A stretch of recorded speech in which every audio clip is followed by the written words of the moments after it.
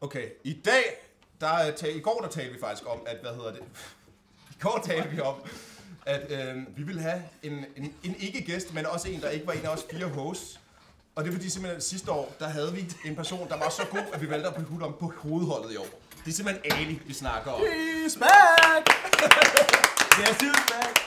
Back again! Ali's back. Jeg er tilbage, gutter. Jeg er tilbage. Og derfor tænker jeg, at du skulle få lov til at introducere programmet i dag. Ja, selvfølgelig, det vil jeg gerne. Hvad har vi i dag? på min retmæssige trone. Hvad vi har i dag? Det er det bedste indslag. Nej, men nu mener dagen. I dag er den 4. december. Og det er... Overraskelsesonsdag. Så jeg håber, I er klar. Altså, det jeg har med i dag... Altså, går vi i gang med den, eller skal vi have noget at drikke? Jeg tænker, at vi starter med, at normalt er det jo en af os 3 normale hosts, der sørger for øllen. Men fordi at Ali simpelthen er blevet opgraderet, han har fået lov til at være host i år hver onsdag, så har Ali simpelthen også sin egen øl med. Jeg har myret hele sommeren. Men skal vi op og finde øl nummer 4 deroppe på bagkanten? Kan jeg nå? Ja, du kan godt nå. My brother in Christ. My brother in Christ. Okay, er jeg klar? Jeg er klar. Er det her, jeg skal lade som om, at der ikke er vi åbner øl, vi glæder os til at se, hvad det er. Ja, oh my god, hvad kan det være i dag? Det er slet ikke fordi, der er en grøn tuber til. Hvad kan det være? Det er så spændende. Hvad kan det være? Jeg kan du åbne, bror. Hvem er jeg, der har pakket den ind? Mikkel eller Joshua? Hvorfor har du pakket den ind? Hvad kan det være? Vi har simpelthen... En porter. Kan du vise den til kameraet? Det er en Willemoes porter. Er det den der... Ja. Kan I lide den? Ja, den er god. Jeg tror, vi havde den. Jeg har taget med 2 gange. Jeg skal åbne satan for dig. Ja, det må du meget. Det er den, jeg har taget med 2 gange. Ja. Den, jeg havde. Den smager spejepølse. Altså, jeg ved godt... Spejepølse? Ja, Jeg kan også godt, men hvis du gerne vil, så hælder jeg også selv. Smertende spegepølse. Det har smagt så mange gange. Men det ikke han om. Ja. Det ikke han Hvad sagde jeg? Apropos det, jeg har en høne og pluk med dig. Hvad fanden var det, du sagde i sidste episode? Hvad for noget? At vi har en gæst fra hvor? Jeg tror, du har hældt for meget op, bror. Det er måske smule. Jeg tænkte, hvad var det, du sagde i sidste episode? Hvad var det, du sagde? Jeg sagde, at enhver kan lave mad. Nej, Det var episode før. enhver kan lave Enhver kan lave mad. Hvilken dag er din dulmjødag? Okay, det her Der er andre racistiske reklamer. Jeg skal lige hælde lidt op fra mit. Jeg har også fået lidt Men Ali, har du stadig noget af den der? Der er lidt tilbage. Så giver ham. Så vigtigt er det ikke op i sikkert. det her. Der er meget i den der. Skal jeg tage lidt af din? Du kan ikke holde til din. Ellers Ali, så du har ikke fået noget øl endnu. Nej, jeg drikker Du vil gerne have Du det tager det store glas. Super. Det er slet ikke fordi, jeg bliver hurtigt fuld i hjernen. Super, vi har fået øl ind til sammen. Skal vi lige starte med at tage en sniffer til den alle sammen? Lad os gøre det. Tag en god Lad os lige sniffer. se, om den er pikant eller ej. Ja. Pikant. The fuck up. Jeg har stadig ventet på en af, hvis ikke pikant. Den lugter altså ikke dårligt, synes jeg. Nå, men det er det. Man bliver trigget. Trigger og spejepølse. Jeg kan ikke lide spejepølse. Prøv at se jer spioner perler på engelsk. Pearls? Spejepølse. Tak. Spejepølse. Prøv at sige, at jeg elsker på et knæ med en gris i min hånd. I love on my knee with a pig in my hand. På et knæ? Ja, okay, det var tæt på. Okay, moving on. Hvordan siger man noget? Ja, tusind tak. Jeg er glad for, at du gad at være. Der er ikke... Nej, de gad ikke skåle med dig. Jeg har ikke tæller en gang til, sådan der. Jeg begik lige en fejl, for jeg havde rent faktisk lige smagt den. Jeg så lige en tår. Det så vi ikke. Kameraet så det, vi så det ikke. Den her øl, det er bare... I don't like it. Så synes jeg faktisk, at den der før var bedre. Hvilken en? Den der Jack. Bare fordi du selv havde den med. Nej, Prøv du selv at blive på podiet. Fordi Du det bare smager godt at blive stemt Det ud. er også det, jeg mener. Det er not biased. Den skal ikke være... Jamen, jeg kan ikke lide den. Okay, tak, Jonas. Jeg har haft den 2 år før. Okay, vi har en preliminary consensus indtil videre. Men vi har jo lidt tid til at finde ud af det, fordi Ali, du har noget klar til os. Er I klar? Altså... Skal jeg lige rykke mig, så vi kan få den op? Så jeg Jonas. det har jeg aldrig fået i mit liv. Okay, er I klar? Det er simpelthen the OG overraskelseskuffert, der er med her i dag. Okay, skal den være på min side, eller skal jeg dreje den og åbne den, så... Hvad er det der grønne? Du kan dreje den også, så kan vi vende rundt Det er bagefter. en magasinpose. Er det der, hvor I skal... Lad mig omformulere det. Hvorfor ligger der det der grønne henover? Kan jeg lige starte med at sige en ting? Hvis I skal stille spørgsmål, så jeg godtager... Altså, jeg må godt stille dem, men jeg godtager dem ikke. Skal jeg I må ikke spise det! Er det noget, der tager rundt, uden at jeg dør? Skal vi Skal jeg ikke hoppe over mellem de to der, så Ali kan sidde med kufferten? Skal jeg gøre det? Nej, det er fint, jeg kan stå.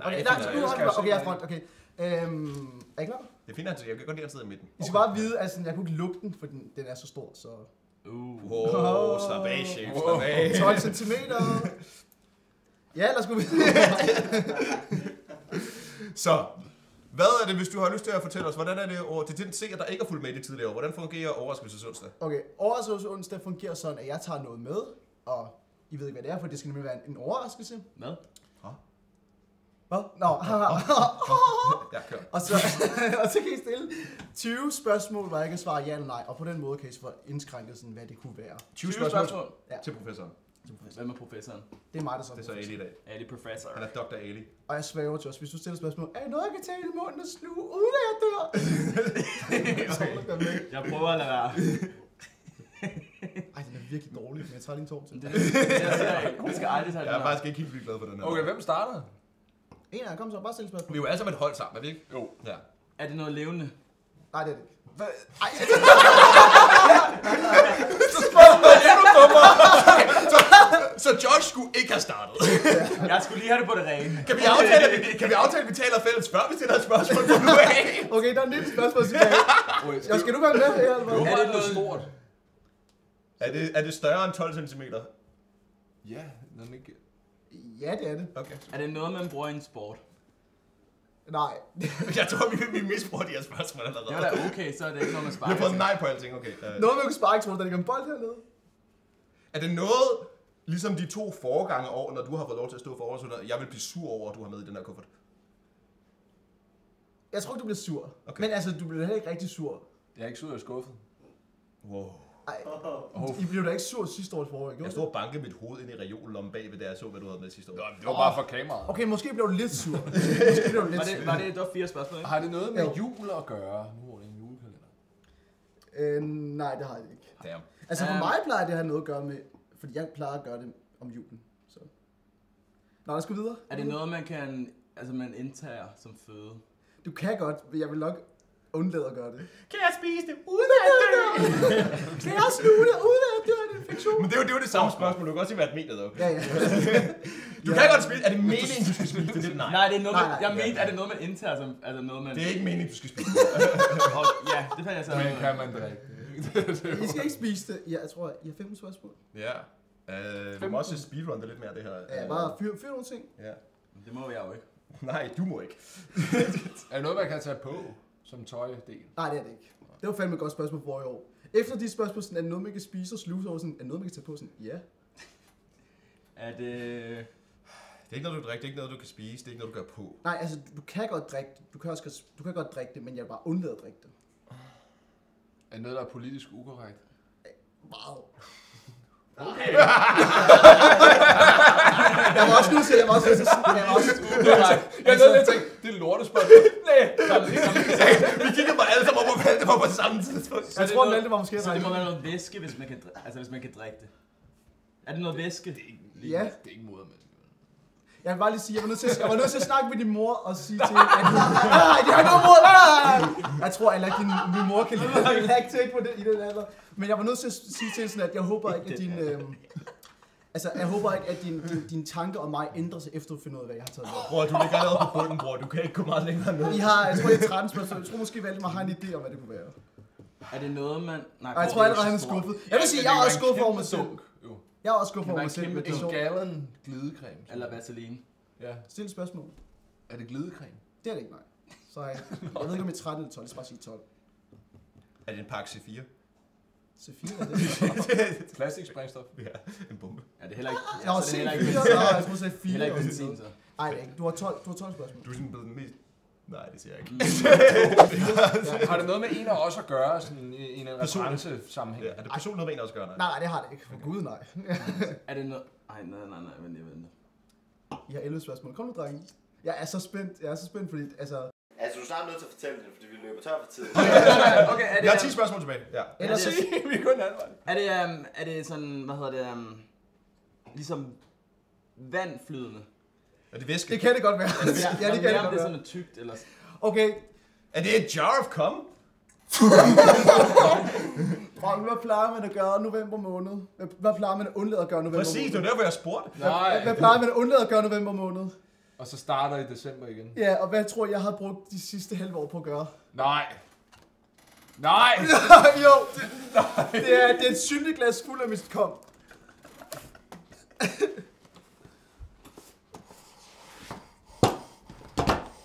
Jeg er ikke sikker på, at vi må gøre det her. Og jeg vil gerne starte med at sige undskyld til min familie. Viser det ikke til kameraet. Undskyld til alle. Nej, det er... Det er sgu meget tykt, det lige. Mener du det? Ja. Nej. Jo. Okay, jeg tror du ville blive lidt sur. Jeg er ret uncomfortable lige nu. Ja, det er Jamen, jeg kan ikke finde ud af, om det er rigtigt. Det er rigtigt, det er rigtigt. Kun en måde at finde ud af det på. Okay, jeg skal bare lige huske at sige, at det her det er ikke en måned. Så du havde ret med, at det var... Det er flere måneder, det her. Der er alt for stille lige nu, jeg tror vi griner. Du er Jeg synes, det er ret ubehageligt. Jeg kan ikke finde ud af, om det er rigtigt. At det er... Nej, det er det ikke. Det er- Det jo. kan jeg ikke tro på, det her. Jo, det er fordi, det har været i køleskabet. Det er derfor, det er sådan tykt i det. Du mener det ikke? Jo, jeg mener det. Du ved ikke, om vi ikke kan vise den her episode. Det er afsnit. Nej, I kan bare cut det ud. I kan bare... Vi kan godt sætte det, når vi viser det ud, måske. Det finder vi ud af. Okay. Efter jeres reaktion, så tror jeg måske, jeg har begået en fejl. Nej, det er rimelig underholdende. What the fuck? Det kan vi jo ikke. Jeg tror, det er mere, fordi man er i chok, Ali. Anyway. Altså, jeg er også i chok. Jeg synes altså også stadig, det er lidt ubehageligt. Vi kan ikke bruge det afsnit. Nej, Jo, I kan bare... Bare censurere. Vi sætter en sort blok ind foran det her. Jamen, vi kan ikke tale om det her. Jamen, kan vi sagtens, så længe vi Vil viser du det. gerne have, at vi viste det? Nok ikke på grund af... Ved du hvad, bevis, at det er rigtigt. Bevis, det er rigtigt at tage en slurk af det. Nej. Og skal vi drikke den her ud? Hvad vil vi ind om med den her øl her? Den skal Den ikke var på. ikke på podiet. Kan du Den er- sætte den den er op for dårlig. på hylden deroppe bagved dig, Mikkel? Ja, Bare sæt den op, så den står deroppe på hylden. Drenge, er I okay? Ja. Jeg Jeg har bare aldrig været mentally jeg har aldrig været scarred. sådan chok sådan før, tror jeg. Lige om Det er lidt, fordi, så er jeg smart. alle har jo snakket om sådan, hvor meget skal der til for at fylde glas op og sådan. Er der der nogen, der er rent faktisk ikke tør at gøre noget det? Ja, det har vi snakket om i ungdomsåret. Jo, det har man. Hvordan vi gør det. Er det et halvt år? Jamen, det er fra, Jeg den synes- holdte mødedag i april. Vi skal jo til at blive, den her episode skal til at blive færdig. Den her episode skal til at blive færdig, og jeg synes, at Ali, du skal bunde den, og så kigger vi alle sammen på dig, mens du gør det. Altså, legit. Ja. Altså, på den eller den her? Det bunder der helt helt. Dit Nå, glas. den dit glas. Okay, jeg troede, du min kom sådan. Jeg kigger på dig, mens du Nå, drikker men det glas nu. Hvorfor? Du skal også drikke dit arm, Markus. Endnu en gang undskyld til alle. Også til, til min døde far. Det vil han ikke være. Det er meget skuffet over, tror jeg.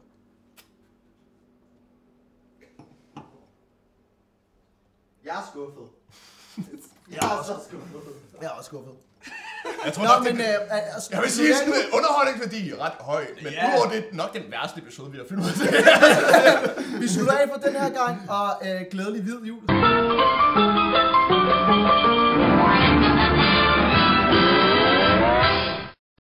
Vi ses i morgen til den 5. december torsdag. Der er jeg host igen, hvor tingene måske kommer lidt tilbage på sporet. Vi ses.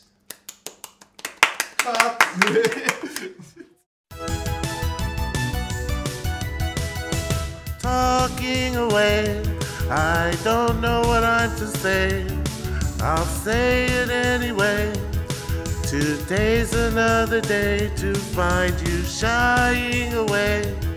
I'll be coming for your love, okay?